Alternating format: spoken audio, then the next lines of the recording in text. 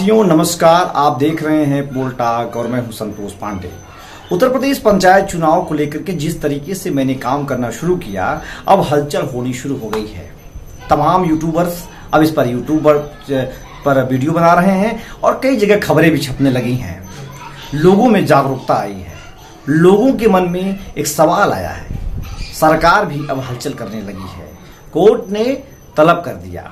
यह खबर परसों की है, लेकिन बड़ी बात यह है कि अगर हमने अपने वीडियो में जो मसले दिखाए, जो मुद्दे दिखाए, चाहे वो उत्तर प्रदेश के किसी भी जिले के रहे हों, हमारे पास रोज कोई न कोई जिले की खबर आ जाती है, कोई परेशानी आ जाती है। एक बड़ा न्यूज सेंटर हमारे पास बन चुका है खबरों का, लेकिन हम उन्हीं खबरों को दिखा रहे हैं जो आपके हित में है और जो आपकी जानकारी के लिए है। आज हमने आपको एक ऐसी खबर दिखाने का प्रयास किया है। अभी तक जो मेरे साथी हैं, जो मुझे फ़ोन करते हैं, उनके मन में बस एक ही सवाल है, 1995 जारी होगा या 2015 की लिस्ट जारी होगी। आज हमारे चैनल पर आए थे एपी सिंह, जो वरिष्ठ वकील हैं सुप्रीम कोर्ट के, जो दिलीप राय की सुप्रीम कोर्ट में याचिका लड़ी। उनका ये कहना था कि सवाल यहाँ 2015, 2020, 1995 का नहीं है। सवाल ये है कि न ही सरकार ने 2015 फॉलो किया है और न ही 1995। मसला यही बड़ा हो जाता है कि आखिर आपने इतनी जल्दी में निस्तारण कैसे कर दिया। और इसका सबसे बड़ा उदाहरण अगर सरकार की समझ में नहीं आ रहा है तो सबसे बड़ा उदाहरण इसका कानपुर है। कानपुर में 175 प्रधान ऐसे होंगे जीतने के बाद जो प्रधान पद की शपथ नहीं ले पाएंगे और न ही वो 2 महीने तक कोई काम कर पाएंगे। उसकी वजह जान करके आपके होश उड़ जाएंगे। 175 प्रधान, 500 से कुछ अधिक ग्राम पंचायतें हैं कानपुर में, और उसमें से 175 प्रधान ऐसे हैं जो शपथ नहीं ले पाएंगे जीतने के बाद भी। ये उत्तर प्रदेश का त्रिस्तरीय पंचायत चुनाव का एक बड़ा ट्विस्ट है। हमें लगता है कि जिस तरीके से दायर हो रही हैं, याचिकाएं दायर हो रही हैं, हाईकोर्ट भी इस बात को समझ जाएगा कि आखिर किस तरीके की धांधली हुई है। सरकार चाहती थी कि 1995 के आधार पर चुनाव हो। सरकार का फैसला सही था, लेकिन सरकार जिस तरीके से हाईकोर्ट में जाकर के घुटने टेक देती है, अपनी बात नहीं रख पाती है और सुप्रीम कोर्ट में भी मौजूद नहीं होती, जैसा आपको देखा होगा हमारे ही वीडियो में एपी सिंह ने बताया था। तो दोस्तों, ये बहुत बड़ी बात है और बहुत परेशानी की बात है। तो आज जरा आपको समझाते हैं कि कानपुर में 175 प्रधान शपथ क्यों नहीं ले पाएंगे चुनाव जीतने के बाद भी, और 2 महीने काम नहीं कर पाएंगे। 2 महीने उनका कामकाज वहां के अधिकारी देखेंगे। कितनी दुखद स्थिति है। आप चुन रहे हैं प्रधान को और प्रधान जीतने के बाद काम ही नहीं कर पाएगा। अगर ये कहानी पलटती है और पूरा मामला कोर्ट की तरफ से रद्द हो जाता है तो सरकार कहाँ की रह जाएगी। सरकारें जनहित के लिए होती हैं, लोक कल्याणकारी के लिए होती हैं, न कि अपने मनमाने के लिए। कोर्ट ने कह दिया तो सरकार को अपना बात रखना था। लेकिन जरा ये जानते हैं कि कानपुर में क्या हुआ है, किसकी वजह से इतनी परेशानी हो रही है और पूरा मसला क्या है। उस मसले को समझने के लिए ये छोटी सी रिपोर्ट जरूर। कानपुर की 175 ग्राम पंचायतों में चुनाव जीतने के बाद भी नवनिर्वाचित प्रधान शपथ नहीं ले पाएंगे और न ही काम कर पाएंगे। नामांकन प्रक्रिया पूरी होने के बाद यह बात सामने आई है। इन पंचायतों में सदस्यों का 2/3 का कोरम ही पूरा नहीं हुआ है। जो पंचायत सदस्य होते हैं उन्होंने नामांकन ही नहीं कराया।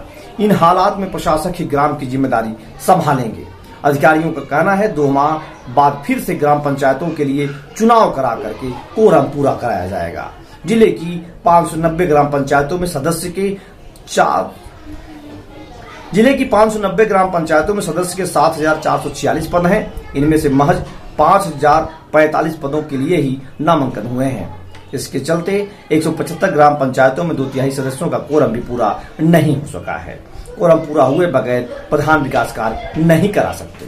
जिस ग्राम पंचायत में 11 वार्ड है, वहां कम से कम 8 वार्ड, 13 वार्ड है तो 9 और 15 वार्ड हैं, तो कम से कम 10 सदस्य अनिवार्य हैं।